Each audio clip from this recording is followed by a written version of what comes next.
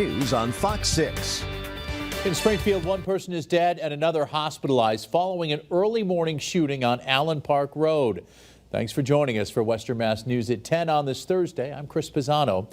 Western Mass News reporter Addie Patterson joins us live in studio with more after speaking with a local city councilor about the incident. Addie. Chris, earlier today I spoke with Ward 7 City Councilor Tim Allen. He says despite this morning's shooting, these types of tragedies aren't common for his section of the city.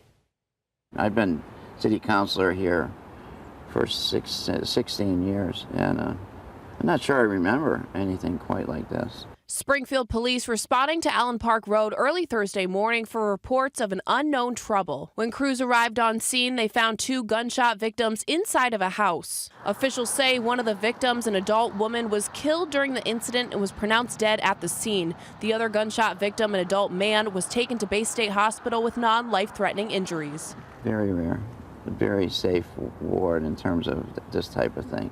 Western Mass News spoke with Ward 7 City Councilor Tim Allen. He says shootings like these aren't common for Ward 7. We have car problems and other sorts of things with speeding and that stuff, but this is very rare for our ward. After speaking with officials, he tells us the incident isn't believed to be a random shooting and that police have good leads on what took place. People who hear about this and say, what's going on?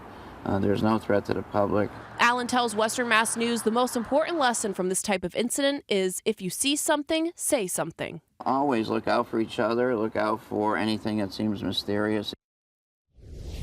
Today's shooting is currently under investigation, and anyone who may have information on what happened this morning is being asked to contact Springfield Police. Reporting live in studio, Addie Patterson, Western Mass News.